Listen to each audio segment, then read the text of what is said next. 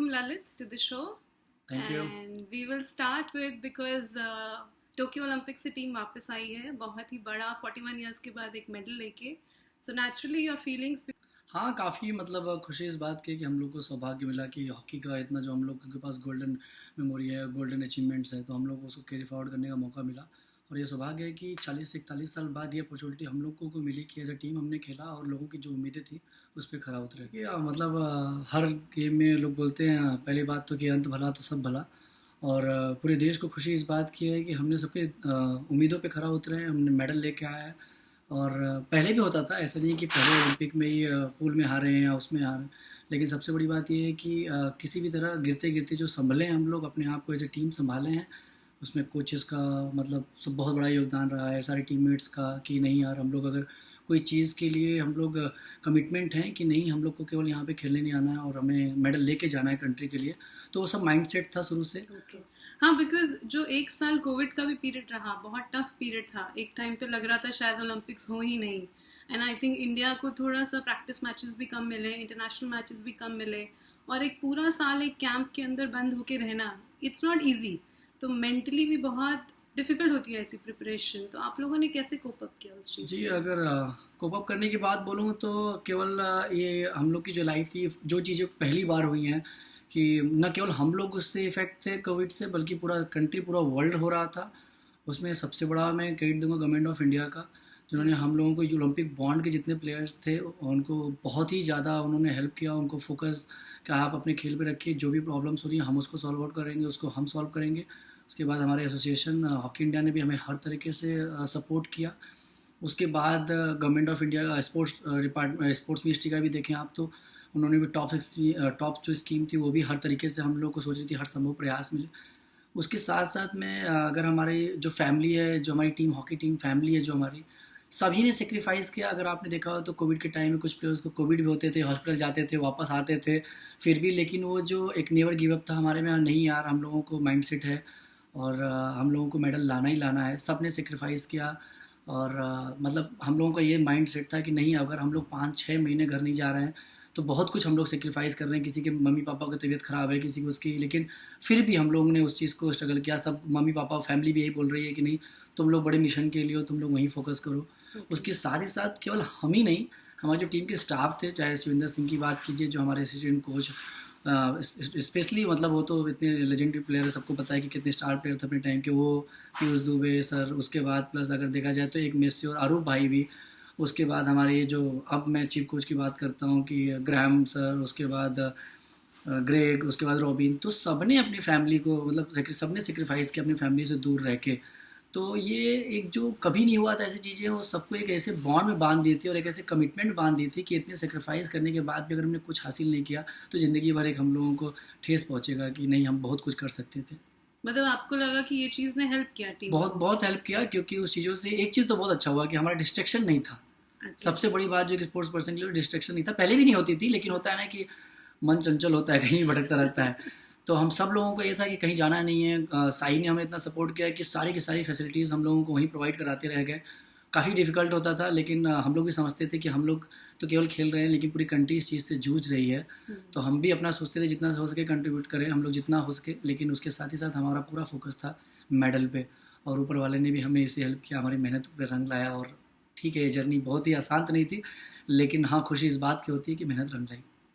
जो आपने ये बात की अभी कि हम लोग सैटरडे संडे हमेशा आप लोग सब बाहर जाते हैं, तो ये जो एक पूरा साल कहीं नहीं गए तो आप लोग क्या करते थे वीकेंड्स पे जब फ्री टाइम होता था? वीकेंड पे हम लोगों का ये था कि मतलब ऐसे तो हम काफ़ी एक्टिविटीज़ करते थे, टीम बॉन्डिंग एक्टिविटीज़ भी करते थे रह के. कभी कोई सॉन्ग हो गया, मतलब कोई गेम खेल लेते थे हम. और उसके बाद जैसे कोचेस भी हैं हम कैंप में, कोई मतलब काफ़ी टाइप का एंटरटेनमेंट गेम खेलते थे हम लोग. अंदर कुछ पढ़ाई की हो गई चीज़ें, क्योंकि ज़्यादातर मैडम जो थी उनकी कोच की वाइफ भी थी, काफ़ी बुक्स ला के रख दिया था, कैरम बोर्ड ला के रख दिया था. तो आपने ये सब नई चीज़ें सही सीखी सब. हैं? उसके बाद जो आपकी पर्सनल स्किल्स हैं डेवलप, जैसे कि आपको पीपीटी हो गया हो, उसके बाद बुक्स गेम्स खेल रहे हैं, उसके साथ ही साथ एक एक्स्ट्रा स्किल जो आप डेवलप कर सकते हैं. काफ़ी कुछ चीज़ें मैंने भी सीख ली जो कि ऑफिस में आने वाली, अगर आगे भी चल के फ्यूचर में आए. अच्छे से लैपटॉप को और कैसे यूज़ कर सकते हैं चलाना, गैजेट को कैसे से प्रॉपर वे में यूज़ करते हैं. केवल वो सब चीज़ें हैं कि अगर आपको टाइम मिला हुआ है तो आप उस पर्सनल स्किल को डेवलप कीजिए जो कि आपके पर्सनैलिटी को हेल्प करेगी आगे चल के, कि बहुत कुछ चीज़ें होती हैं सीखने के लिए. Okay. Okay. And lastly going back again to Tokyo, जो ये थोड़ी सी नई टीम गई थी एंड स्पेशली स्ट्राइक लाइन काफ़ी ही नया था, और जब टीम अनाउंस हुई थी थोड़ा क्रिटिसिज्म भी हुआ था कि सुनील जैसे, आकाशदीप जैसे और रमनदीप जैसे प्लेयर्स को छोड़ के जाया जा रहा है. तो though even you are very young but आप काइंड ऑफ लीडर थे इस स्ट्राइक लाइन के, तो कितना मुश्किल था? बिकॉज कहीं ना कहीं शायद आप लोगों को भी पता था कि थोड़ा सा क्रिटिसिज्म है और हम लोग काफ़ी नए हैं, और specially against game against Germany, मतलब 3-1 डाउन थे, स्टिल अभी 2.5 क्वार्टर बाकी थे, लेकिन वो कम बैक करना, इतनी यंग टीम ने वो कम बैक कैसे किया? हमने अभी मतलब जाहिर सी बात है कि जब कुछ भी चेंजेस होते हैं, जब कुछ भी रेवोल्यूशन होता है तो उस पर उंगलियाँ उठती हैं. और रही बात टीम की डिसीजन की, टीम में सिलेक्शन की, तो ये पता ही आपको कि ये सब कोचेस के हाथ में होता है. उस पर हम कुछ नहीं बोलते. हमारा बस एक ही काम होता है प्लेयर्स का कि आपकी जो रिस्पॉन्सिबिलिटी है, आपकी जो ड्यूटी है, आप उस पर फोकस कीजिए रदर देन कि हाँ उसके बाहर, ग्राउंड के बाहर क्या हो रहा है. और हमें सोचना चाहिए, मैं नहीं सोचता किसी और को भी सोचना चाहिए चीज़. लोग क्या बोल रहे हैं अगर ये भी हम सोचेंगे तो हम अपना काम करने के बारे में कब सोचेंगे. ये मेरी मेंटेलिटी है. एट द सेम टाइम कि सीनियर थे, जैसे आपने बोला कि सीनियर्स कम थे, उसका मतलब काफ़ी चीज़ें हो रही थी, तो सीनियर्स थे उनका भी इफ़ेक्ट पड़ता है, वो सब सब चीज़ें. लेकिन अगर कोचेज़ ने, स्टाफ ने ऊपर से अगर उन लोगों ने सोच के कुछ किया होगा, उस टीम में पोटेंशियल देखा होगा और उस टीम के बारे में पॉजिटिविटी देखी होगी, तो उसका कहीं ना कहीं उनके दिमाग में चीज़ रही होगी जो कि आज कारीगर साबित हुई है मेडल लाने के लिए. और इंडिया टीम को लोग जब से देखते आ रहे हैं बस ये सोचते रहते थे कि इंडिया टीम के अटैकिंग में इंडिया टीम विद बॉल बहुत अच्छी है, बहुत अच्छी है. लेकिन कहा जाए सच में तो हमने विदाउट बॉल में भी काफ़ी चीज़ें फोकस की है, जैसे कि tackling out side the circle की, जैसे पीसी हम ज़्यादा ना दें. उसके बाद प्लस ये था कि हमें अपने अटैकिंग मतलब अगर अटैकिंग में देखा जाए तो ज़्यादा से ज़्यादा आउटकम पे फोकस कर रहे थे, जैसे पीसी हमें ज़्यादा मिले. इवन मिडफील्ड के साथ कॉम्बिनेशन अच्छा हमारा, फिर उसके साथ तो काफ़ी कुछ चीज़ें टेक्निकल चीज़ जो कि मैं नहीं शायद पूरा एक्सप्लेन कर पाऊँगा यहाँ पे. बाकी ये सब चीज़ें थी कि सब पूरा मतलब बूस्टअप थे, पूरे जोश से भरे हुए थे, क्योंकि जो कभी नहीं हुआ था वो अभी हुआ, शायद इसलिए इतना दिन बाद हुआ. तो और जो भी हुआ सब अच्छा हुआ, मैं इतना ही बोलूँगा. एंड बिकॉज हमने इमेजेस देखी, आप वापस आए, आपके मदर के साथ एक फ़ोटो थी, आपने काफ़ी इमोशनल पोस्ट भी डाला, एंड चीफ मिनिस्टर आपके घर आए, तो कैसी रही वो जर्नी? बिकॉज हम लोग मतलब ऑब्वियसली आगे बात करेंगे, जो बहुत ही डिफ़िकल्ट जर्नी आपकी रही है स्टार्ट से, तो इतना मुश्किल टाइम से आना, उसके बाद जिस तरह का वेलकम मिला, उस आपको लगा कहीं ना कहीं वो थोड़ा सा रिडम्पशन मिल गया उस चीज़ को? जी मैं बिल्कुल, एक्चुअली मेरा शुरू से मानना था कि हम सब की पहचान हॉकी से है और हॉकी ने हमें बहुत कुछ दिया है. और इस चीज़ के लिए मैं बोलूँगा कि बनारस में हमें भी पता था कि बनारस हॉकी के लिए जाना जाता है. अगर हमारा देखा जाए तो लेट मोहम्मद शाही सर थे, उनसे भी मैंने काफ़ी मतलब कभी ज़्यादा इंस्ट्रक्शन, मतलब 1-2 बार ही मिला था मैं उनसे. अच्छा. और मुझे सौभाग्य कि मुझे टिप्स मिलने का, उनसे भी काफ़ी खुश रहते थे जब नाम सुनते थे तो. और विवेक भैया थे और उनके भाई जो राहुल सिंह ओलंपियन है वो भी, और काफ़ी प्लेयर को बनारस ने प्रोड्यूस किया है कि हाँ वो काफ़ी अच्छे लेवल पे खेले हुए हैं. तो बनारस में हॉकी बहुत थी. लेकिन जब मैं खेल रहा था तो लोगों की मेरे से उम्मीदें बहुत थी. मुझे मैसेजेस आते रहते थे कि हाँ ओलंपिक में सिलेक्शन हो जाएगा तो 24-25 साल बाद कोई बनारस से ओलंपिक में पार्टिसिपेट करेगा. और 25 साल बाद मुझे मौका मिला कि मैं राहुल सिंह भाई साहब के बाद मुझे मौका मिला कि मैं बनारस से हॉकी में इंडिया को रिप्रेजेंट करूँ. और कहीं ना कहीं सबकी उम्मीदें थी मुझसे. तो लेकिन मुझे ये बिलीव नहीं था कि मुझे इतना ग्रैंड वेलकम मिलेगा, क्योंकि मैं जब वापस लौट के आया तो मैं ये देख रहा था कि मैं जीत के आया हूँ चाहे ना जीत के आया हूँ, हॉकी ऊपर आई है. और पूरे बनारस में लोग टूट रहे थे मतलब हॉकी को लेके कि कोई इनका पार्ट उधर था उधर था. लेकिन मैं जब भी बनारस आता था तो लोग जानते थे कि मैं हमेशा हॉकी को जितना मुझसे मिला मैं हॉकी को देने की कोशिश करता था. मेरा ये बात मानना नहीं था कि मैं यूपी कॉलेज से खेला हूँ तो केवल यूपी कॉलेज के लड़कों को करना है. नहीं, आप इंडिया को रिप्रेजेंट करने हैं और उसके पहले आप स्टेट को रिप्रेजेंट करेंगे. तो स्टेट में जब खेलने आते हैं तो ये नहीं पता होता कि आप किस ग्राउंड से खेलें. आप बनारस से आए मतलब पूरा बनारस आपका है. आप सर जितने जूनियर सब उनकी हेल्प करो. तो सारा का सारा जितने भी ग्राउंड से लोग थे, मतलब नॉन इवन हॉकी के लोग, हॉकी के बाहर के इतने लोग आए मुझसे मिलने के लिए, इतने खुश हुए. सब पहले की बातों को देख के लोग अपनी यादों को ताज़ा कर रहे थे और वो बहुत ही खुशी की बात थी. और मैं यही देख रहा था कि नहीं सच में ये मेडल मेरा नहीं है, ये कंट्री का ही है और ये हॉकी का ही है. मुझे तो सौभाग्य मिला है कि मुझे इसको लाने का और जीत के लाने का मौका मिला है. और इसमें सबका योगदान रहा है. भले हम वहाँ पे खेल रहे थे, सबकी दुआएं और सबका आशीर्वाद था कि नहीं इस बार हॉकी कुछ करके आएगी. क्योंकि इस बार जितना मैच इंडिया ने देखा है हॉकी का, मुझे नहीं लगता पहले कभी देखा होगा, टू बी ऑनेस्ट. सही बात है. और मेरा ये भी था कमिटमेंट कि मेरा मेडल, मतलब हम लोग इतना मैं हार्ड वर्क किए हैं. मैं भगवान से मनाता था, बिलीव करता हूँ बाबा विश्वनाथ में, कि मैं आऊँगा तो सबसे पहले घर नहीं, मैं सबसे पहले टेंपल के लिए जाऊँगा दर्शन करने के लिए. और वही मैंने किया भी और पूरा बनारस मेरे साथ गया हुआ दर्शन करने, मुझे ऐसा लगा. तो बस ये सब खुशियाँ थी. चलो खुशियाँ तो बहुत हैं, but I will still like to tell my viewers, क्योंकि आपकी जर्नी पर्टिकुलरली इस पूरी टीम में सबसे ज़्यादा मुझे लगता है टफेस्ट रही है, बिकॉज जब आपके साथ एक हादसा हुआ था 2008 में, और आप बहुत छोटे थे, मेरे ख्याल से 17 साल के थे, 16 प्लस के थे. So at that time Lalit, I think आप तब सीनियर स्क्वाड में फर्स्ट टाइम प्रोबेबल्स में आए थे. हाँ, पहली बार 2008 में पहली बार I got selected in senior camp. और तब इंडियन हॉकी फेडरेशन होता था, हॉकी इंडिया नहीं होता था, और उनके जो तब के सेक्रेटरी जनरल थे के ज्योति कुमारन के, किसी ने स्टिंग ऑपरेशन एक किया था एक चैनल ने, और गलती से उन्होंने उनको फंसाने के चक्कर में गलती से ललित का नाम ले लिया था. और तब ललित, आप उस चीज़ से वाकिफ भी नहीं थे, आपको आइडिया भी नहीं था कि आपका नाम लेके, मतलब ऐसा कहा गया था उनसे कि एक प्लेयर हैं यूपी के, और उनको अगर आप टीम में ले लेंगे तो हम आपको थोड़े से पैसे दे देंगे, और उन्होंने हाँ कह दी थी के ज्योति कुमारन ने. लेकिन के ज्योति कुमारन उसके बाद हट गए, एंड IHF उसके बाद डिसॉल्व हो गया. लेकिन जो एक 16 साल का बच्चा था, जिनको पता भी नहीं था कि उनका नाम लिया गया है, उनका करियर शुरू होने से पहले ही रुक गया था उस चीज़ से. तो बहुत बहुत ही टफ टाइम था आपके लिए. एक्चुअली ये था कि मतलब पहली बात तो स्टार्टिंग यहीं से हुई थी कि मैं कभी हॉस्टल नहीं गया. मतलब मैं डे बोर्डिंग साई के डे बोर्डिंग स्कीम में था, बनारस में ही तो खेलता था. तो मतलब वहाँ पे भोपाल में टैलेंट सर्च का ट्रायल हो रहा था उस टाइम. तो उस टाइम AK बंसल सर थे, उन्होंने देखा वहाँ पे, और उस टाइम सीनियर टीम के कोच हुआ करते थे जोकिंग गोरवालो सर. तो काफ़ी दोनों लोग मुझे पसंद करते थे क्योंकि मैं 16 में अच्छा खेल रहा था. उसके बाद फिर हम लोग कैंप कर रहे थे, मैं इंडियन साई के कैंप में था वहाँ पे. तो सीनियर और जूनियर का मैचेस हुआ करते थे, तो मैं खेल रहा था वहाँ पे, काफ़ी अच्छा खेल रहा था. तो उन्होंने मुझे बोला मतलब you have a good potential, तो उन्होंने मुझे कैंप में डाल दिया था. तो उस टाइम ही मैं अंडर 18 के कैंप में पहले आया. फिर मैं पासपोर्ट नहीं था उस टाइम, सिंगापुर नहीं गया 2007 में. उसके बाद फिर मैं अंडर 16 के कैंप में आया, अंडर 16 के कैंप कर ही रहा था. फिर अंडर 20 का कैंप वहाँ पे लगा हुआ था. तो हमारा अंडर 16 के जो प्लेयर्स थे वो अंडर 21 के बाद मैच खेलते थे. तो फिर मेरे मदर को कुछ प्रॉब्लम हो गया था, टीम जा रही थी खेलने अंडर 16 की, मैं मतलब नहीं गया. फिर मैं घर आ गया. फिर मुझे कॉल आया कि आपको अंडर 21 में बुलाया गया है. I was the first guy. मुझे भी बहुत खुशी होगी, अंडर 16 से सीधा 21 में. चलो ठीक है, टैलेंट को अप्रिशिएशन मिल रहा है, लोग समझ रहे हैं खेल को, और मैं इतना सौभाग्यशाली हूँ कि मुझे मौका मिल रहा है. मैं गया और मतलब 2007 में मतलब कैंप कर रहा था. फिर 2008 में ही टीम जा रही थी मलेशिया जा रही थी एडिशन खेलने के लिए. मतलब मुझे सिलेक्ट किया गया वहाँ पे. मैं बहुत खुश था. मैं वहाँ खेल के भी आया, अच्छा भी खेला, काफ़ी अप्रिशिएशन मिला, लोग काफ़ी तारीफ़ की कि बहुत अच्छा खेला. फिर वहाँ से आते ही मुझे मार्च में फरवरी मार्च में मुझे सीनियर कैंप बुलाया गया 2008 में. तो मैं सीनियर कैंप में था. मैं सारे लेजेंडली प्लेयर थे उस टाइम, मतलब जितने भी आप उस टाइम के देखें तो मैं बहुत खुश था कि इतने बड़े लोगों जिनको मैं टीवी में देखता था उनके साथ मुझे कैंप करने का मौका मिल रहा है. बहुत कुछ सीखने को मिलेगा क्योंकि फ्यूचर बहुत बढ़िया अभी, और मैं अपना पूरा हार्ड वर्क करूँगा क्योंकि मेरे लिए पूरा सारे गेट्स ओपन हो गए थे. तो मैं खेल कैंप कर रहा था. उसके बाद बस ये हुआ कि कैंप करते करते मुझे मेरा नाम स्टैंड बाई में भी आ गया. तो काफ़ी आर्टिकल भी आने लगा कि इतना कम उम्र लड़का आया, 16 प्लस ही हो रहा है, ऑलमोस्ट 17 हो रहा था. और उसके बाद मुझे फिर इतना मिल गया कि मैं सीनियर कैंप की स्टैंड मतलब सीनियर टीम ऑस्ट्रेलिया जा रही थी, उसमें स्टैंड बाई में नाम आ गया. फिर मुझे ये भी चलने लगा कि उसी टाइम डेवलपमेंट की टीम जा रही थी अजलान शाह खेलने 2008 का.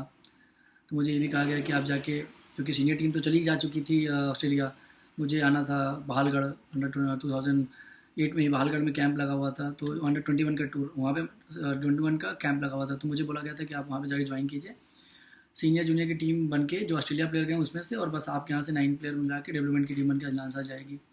मुझे आज भी याद है, मैंने ट्रेन पकड़ा था. बेंगलोर से मैंने कर्नाटका एक्सप्रेस पकड़ा था. 1.5 दिन लगा था ऑलमोस्ट. आई गेस रात में 12-1 बजे मैं 1 बजे यहाँ पहुँचा. मेरा फ्रेंड मुझे लेने के लिए आया बहालगढ़ में. मैं रुका 1 बजे रात में उसके घर, और सुबह फिर मुझे उसने 6 बजे तक टाइम पे मुझे उसने बहालगढ़ जो साई के सेंटर है वहाँ पे इंडिया कैंप में मैं ज्वाइन करने के लिए गया. 8 बजे होते होते मैं मतलब सो के उठा, थोड़ा थका था. तो मैं जब सो के उठ रहा हूँ तो मैं अपने आप को ऐसे देख रहा हूँ जैसे मैं पाकिस्तान से आया हूँ. इस कदर लोग मुझे देख रहे थे. और बस लोगों का पहला ये था कि मतलब मैं पैसा दे के खेला हूँ, और काफ़ी कुछ चीज़ें उस टाइम ताना सुनने को मिला कि पैसा दे के खेला हूँ, ऐसा लग रहा है. मुझे लोग ऐसे निगाह से देख रहे थे जैसे कि मैं कभी हॉकी के, मुझे देखा ही नहीं कभी हॉकी में उन लोगों ने. तो काफ़ी कुछ चीज़ें थी, मतलब काफ़ी टूट गया था उस टाइम. और उसके बाद फिर मैं इंडिया नहीं खेला, वो कैंप में था. फिर उसके बाद भी धीरे धीरे करता रहा 1 साल 1.5 साल तक ले. फिर मैं मुझे बस लोग यही बोलते रह गए कि तुमने यार पैसा दे के खेला है. काफ़ी लोग ताना मारते चले गए. और आपको सुनता कुछ रहा। पता भी नहीं था कि आपका नाम कैसे मुझे आया? तो ये भी नहीं पता था उस टाइम कि ज्योति कुमारन सर हैं है कौन, कौन? राइट। और मुझे तो कोई आइडिया नहीं था। बस मुझे इतना समझ में आया था कि, और मैंने आज तक मेरे ख्याल से उनसे मिला भी नहीं हूँ। जो भी हो उनका प्रॉब्लम था, और मतलब मेरा उसमें बस नाम ड्रैग हुआ था। फिर वो चैनल की तरफ से उन्होंने तो आपका नाम पिक जी, करके तो गलत बोला। उसके बाद फिर मतलब ये था कि मैंने अपने आप को बोला कि शायद मेरा स्पोर्ट्स में वेलकम हुआ है। मैं सुनता था लेकिन शायद वेलकम हो गया है। काफ़ी टूट गया था, काफ़ी लोग मज़े लेने लगे थे उस टाइम, लोगों को बहाना मिल गया था बोलने का। और उस टाइम लोग टैलेंट को नहीं समझते रहते, उस टाइम लोग ये सोच रहे थे कि नहीं डेफिनेटली अगर कहीं धुआं उड़ रहा है तो आग तो लगी होगी कहीं ना कहीं। लोग ये सोचते थे, इनडायरेक्टली बात करते थे, कोई कंधे पर रख के बात करता था कि यार मुझे भी खेलना है, कैसे पैसा दिया। तो बहुत कुछ कमेंट था, इवन 4 साल का स्ट्रगल था वो, और काफ़ी था। मतलब उस टाइम में ऑलमोस्ट मतलब ये सोच लिया था कि मुझे हॉकी छोड़ना है। मेरी मदर ने भी, मेरे मतलब गांव में भी ये हो गया था कि भैया पैसा दे के खिला है। कुछ लोग तो ये बोल दिए थे कि ये पैसा नहीं दे सकता, घर से बहुत गरीब है। अच्छा। तो हाँ, तो मेरे जैसे सबको पता था कि मेरी फाइनेंशियल कंडीशन अच्छी नहीं थी, तो कुछ लोग ये बोलते थे कि नहीं इसके कोच के पास बहुत पैसा होगा। मिस्टर परमानंद मिश्रा जिन्होंने कि मुझे हर तरीके से सपोर्ट किया फाइनेंशियली। लोग बोलते थे उनकी एक लड़की है जो कि मेरे से 10-12 साल बड़ी थी, मेरी दीदी लगती थी।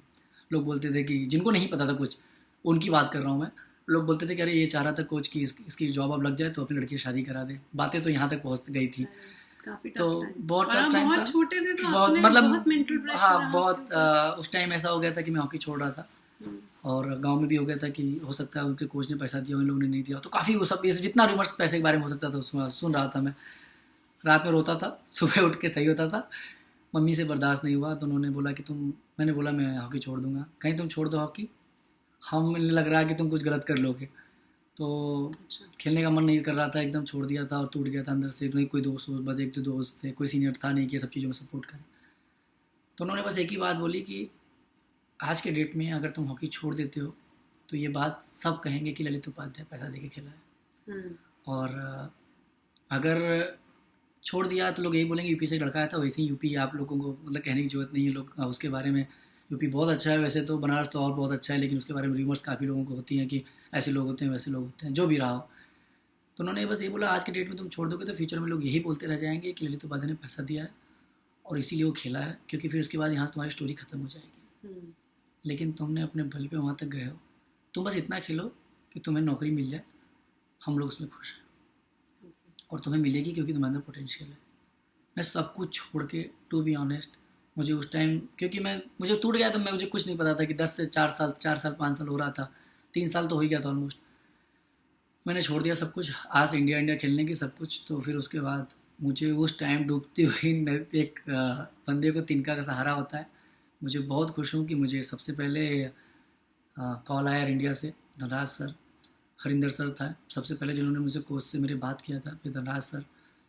मैं जब गया वहाँ पे तो मुझे काफ़ी सपोर्ट किए, और उसके बाद समीर भाई साहब, जिनका मैं जितना भी बोलूँगा, समीर दाद, हाँ मतलब बहुत कम है। तो काफ़ी लोगों ने सपोर्ट किया। मैं समझ गया था कि जब तक मैं डोमेस्टिक में अपना नाम नहीं बनाऊँगा तब तक ये मिटेगा नहीं धब्बा। काफ़ी खेला, मतलब काफ़ी अच्छा रहा। सब लोगों ने समझ गए कि एयर इंडिया से खेलना मतलब उस टाइम ये होता था कि आप इंडियन टीम से खेल रहे हैं। प्रेस्टीजियस टीम थी काफ़ी, इतने बड़े लेजेंड के साथ खेलना, और मुझे खुशी होती थी कि इतने बड़े लोगों के साथ में खेल रहा हूँ। 2 साल 3 साल डोमेस्टिक में खेलने के बाद ही लोगों को समझ में आ गया था नहीं भैया ये नाम गलत लिया गया था, लेकिन फिर भी एक क्लिक बजा था जो कि पूरे देश को जानना था, और उसका पूरा क्रेडिट जाता है हॉकी इंडिया लीग को। अगर हॉकी इंडिया लीग नहीं होता तो मैं वापस कमबैक नहीं कर पाता, और अगर मैं नहीं कमबैक कर पाता और ना ही कभी मीडिया को ये मौका मिलता कि मेरी स्टोरी डालती, क्योंकि कोई मीडिया, मैं टू बी ऑनेस्ट बोल रहा हूँ, कोई मीडिया नहीं आई थी। सबको पता था कि इसका नाम केवल लिया गया है, लेकिन उस टाइम कोई नहीं आया था। बाद में उस चैनल ने नाम क्लियर भी कर दिया था, मुझे याद है एक सीरियल अलग से आया था, लेकिन हाँ वो डैमेज आपके लिए हो चुका था। वो डैमेज हो चुका था, वो कभी फुलफिल नहीं हो सकता था। और ये भी पता था सबको कि बाद में कितनी भी क्लियरिटी दो, जब एक प्लेयर का करियर एक पीक पॉइंट पर रहा और तुरंत वहाँ से हट जाए तो फिर वो नहीं हो पाता। फिर मैं इंडिया से खेलता चला गया, और उसके बाद जो हॉकी इंडिया लीग का इतना बड़ा प्लेटफॉर्म मिला, मैं कलिंगा लैंसर ने मुझे बीट किया, मुझे खरीदा 2014 में। उसके बाद भी काफ़ी कुछ हुआ, मुझे मतलब काफ़ी सपोर्ट मिला, काफ़ी मैं इंडियन टीम में कमबैक किया। उसके बाद काफ़ी आर्टिकल्स आए कि हाँ उपाध्याय जी का ये प्रॉब्लम था, उपाध्याय जी ऐसे ऐसे आए। तो मैं यही बोलता था, मैं मीडिया से भी यही बोला कि बहुत बहुत धन्यवाद आपका कि आपने मेरी स्टोरी को वापस से लोगों के सामने दिखाया कि मेरा स्ट्रगल क्या था बस। लेकिन मेरा उनसे एक ही रिक्वेस्ट था कि आज मैं अपने आप से लड़ के यहाँ तक आया हूँ। अगर मैं वहाँ टूट जाता तो आप लोग मुझे स्टोरी बनाए, बस एक स्टोरी होता पास्ट का, कभी प्रेजेंट में नहीं लाते और ना ही मैं फ्यूचर में अपना नाम बना पाता। तो आप उन लोगों की तब मदद कीजिए जब ऐसे प्रॉब्लम आपको पता हो, जबकि वो लड़का सही है, उनकी तब मदद कीजिए जब उसको रियल में ज़रूरत हो, ना कि आप उसके वेट करें कि नहीं वो अपने आप से स्ट्रगल करके दुनिया से लड़के अपना एक अलग नाम बनाए, उसके बाद आप उसकी स्टोरी छापें। वो एक, तो बस ये था। लेकिन आपने उस टाइम पूरी स्टोरी निकाली, लोगों को मेरी मतलब मेरे इमोशंस को, लोगों को मेरे स्ट्रगल को लोगों को बताया, तो उसके लिए आपको भी जितना धन्यवाद बोलो उतना कम है। Not at all, not at all. Ji. Okay. उसके बाद फिर हॉकी इंडिया लीग की वजह से ही मुझे प्लेटफॉर्म मिला, मैं आया वापस कम बैक किया। उसके बाद फिर मुझे इंडियन टीम में मौका मिला, मैं वर्ल्ड कप खेला, वर्ल्ड कप के पहले, उसके बाद तब से मेरी जर्नी स्टार्ट हो गई। 2000 वर्ल्ड कप खेलने के बाद ही मेरी लाइफ टोटली चेंज भी हो गई थी, क्योंकि उसी टाइम मुझे भारत पेट्रोलियम ने मेरा हाथ पकड़ा था और उन्होंने मुझे जॉब ऑफिसर जॉब से मुझे उन्होंने अप्रिशिएट किया था, उन्होंने मेरी ज्वाइनिंग कराई थी। और उस टाइम मेरे कोच थे मिस्टर तुषार खांडेकर जी। तो उस टाइम BPCL का भी मैं जितना धन्यवाद बोलूँ, क्योंकि एयर इंडिया में तो मैं कॉन्ट्रैक्ट पे खेलता था और स्कॉलरशिप पे खेलता रह गया, जितना मुझे मिला उन्होंने मुझे इतना मौका दिया। लेकिन उसके बाद BPCL ने ही मुझे एज ए एम्प्लॉय मुझे ज्वाइन कराया और 7 साल हो गया मुझे आज ज्वाइन करते हुए। कोई प्रॉब्लम नहीं, हर तरीके से BPCL ने मुझे सपोर्ट करते आ रहे हैं और इसका जितना मैं शुक्रिया बोलूँ उतना कम है जी। Okay. तो लेकिन आपको कहीं ना कहीं लगता है आपका, जैसे आप 16-17 साल के थे, आप ऑलमोस्ट इंडिया डेब्यू करने ही वाले थे और आपके 6 साल या 5 साल आपने बिल्कुल कहीं नामो निशान नहीं था, आपको लगता है? और वो यंग टाइम बहुत क्रूशल पीरियड होता है, 17 से 23 साल की उम्र, तो जितना प्लेयर यंग हो उतना बोला जाता है कि नेचुरली एनर्जी ज़्यादा, फिटनेस ज़्यादा। आपको लगता है वो आपकी हॉकी में वो 6 साल बहुत बड़ा लॉस हुए हैं? देखिए मतलब मैं ये बोलूँगा कि पहली बात तो स्टार्ट याद करूँगा कि फाइनेंशियल प्रॉब्लम सब प्लेयर को होती है, वो मुझे भी हुई, तो मैं उससे अछूता नहीं हूँ। और ना ही सब फाइनेंशियल प्रॉब्लम सब प्लेयर को होती है, एक अलग स्ट्रगल होता है। दूसरा स्ट्रगल ये होता है कि अपने आप को पूरा अपना झोंक के पूरा इंडिया को ड्रीम बना के कि मुझे ड्रीम इंडिया के लिए खेलना है। मेरा भी ड्रीम था पहले भी, अभी भी है, और अभी जितना मुझे सौभाग्य मिला उतना मैं खेलता रहूँगा। और खुशी है कि हिस्ट्री के पन्नों में हमारा नाम दर्ज हुआ। तो ये सब ऊपर वाले की कृपा है, माँ बाप का आशीर्वाद है और सबका सपोर्ट है।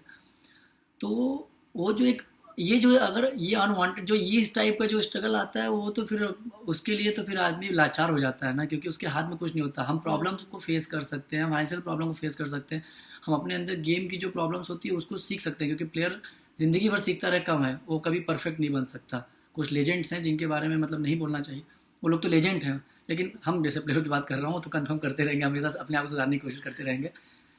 तो अगर मुझे ये लगता है कि मेरे अंदर कोई कमी है तो मैं सुधारूँ, उस पर मेहनत करूँ। लेकिन अब इस कमी को कि भैया कुछ नहीं है, लाचार बैठा हुआ हूँ, लोग अलग ताने मार रहे हैं, प्लस ये, और उसके बाद कहाँ की जर्नी, स्टार इंडिया का सबसे कम उम्र का लड़का वहाँ पे पहुँच गया था, उसके बाद ब्रेक लग गया। तो ये तो डोपिंग वालों से भी ज़्यादा खतरनाक हो गया था कि भैया अब तो वापस कर लूँ, अब तो कम बैक कर लूँ। तो काफ़ी होता है। वैसे तो कभी ये सब चीज़ें नहीं होनी चाहिए किसी के साथ, भगवान न करे किसी के साथ ये सब चीज़ें हों, क्योंकि एक एथलीट के लिए इतना ऊपर आने के बाद जब वो इंडिया कैंप में ही ना रहे और उसके बाद उसको अपने गेम की वजह से नहीं, ऐसी चीज़ों की वजह से बाहर के जब होना पड़ता है, तो इससे बुरी चीज़ एक एथलीट के लिए कभी भी नहीं हो सकती है। और ये बहुत ही मतलब बुरा सपने की तरह है। कभी ये सोच के रोंगटे खड़े हो जाते हैं कि आप इतने साल प्रैक्टिस करो, मेहनत करो, आपका ड्रीम इतना हाई हो, कंट्री के लिए मेडल लाना हो, और बीच में ये आ जाए। तो बस यही है कि भगवान से दुआ करूँगा किसी के साथ ऐसा ना हो, और लोगों से दुआ करूँगा कि अपने स्वार्थ के लिए अपने सेल्फ इतना बन जाए कि किसी के भी मतलब ऐसे साथ किसी के साथ सोचे किसी के बारे में भी। तो आपको लगता है ये मेडल से आपने उन सब लोगों को जवाब दे दिया? इस मेडल से मुझे किसी को जवाब देने की ज़रूरत नहीं थी, ना ही इस मेडल से किसी का मतलब मुझे इमोशंस, ईगो या किसी का ये सब हट करने का वो नहीं था। ये मेडल सबसे बड़ी बात है कि खुशी इस बात की है कि हम लोग ज़रिया बने हैं सबके आशीर्वाद से कि हम लोग हॉकी को ऊपर लाए हैं। एटलीस्ट जब हॉकी की बात होगी तो उसमें नाम लिया जाएगा कि हम लोग की वजह से हॉकी थोड़ी ऊपर आई है।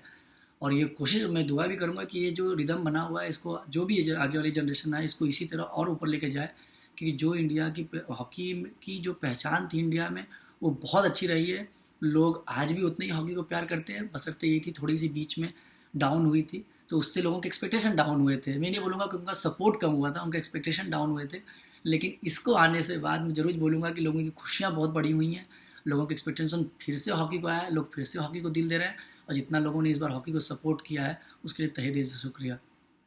एंड आपके पेरेंट्स का क्या रिएक्शन था? Because they were the ones, उन्होंने भी बहुत, जितना आपने सफ़र किया उतना उन्होंने भी सफ़र किया और उन्होंने ही हमेशा आपको बैक किया। तो अभी जब आप घर गए वो मेडल लेके आपने अपने पेरेंट्स को दिखाया, तब आपके मदर और फादर ने क्या कहा?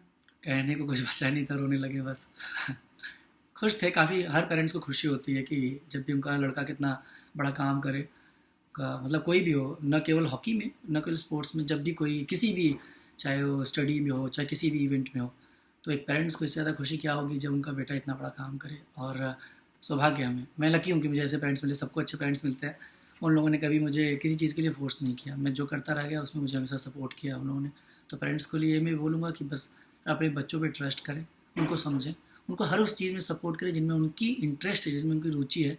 क्योंकि जो इंसान दिल से जो काम करता है ना, उसमें 100% सक्सेस आता है, क्योंकि ऑनेस्टी ऑटोमेटिकली उसमें आने लगती है फिर। और ललित, आपकी गेम की भी बात करें, जैसे अभी इस टाइम पे obviously modern hockey is very tough, पहले के जैसे नहीं है, और आपने भी अपना गेम बहुत इम्प्रूव किया है पिछले कुछ सालों में। एक बार हम लोग एसवी सुनील से बात कर रहे थे, जो सबसे सीनियर स्ट्राइकर इंडिया के हैं। उन्होंने एक छोटा सा वो दिया था, वो बोलते हैं कि जो ललित के पासेस होते हैं ये कमर तोड़ पासेस होते हैं।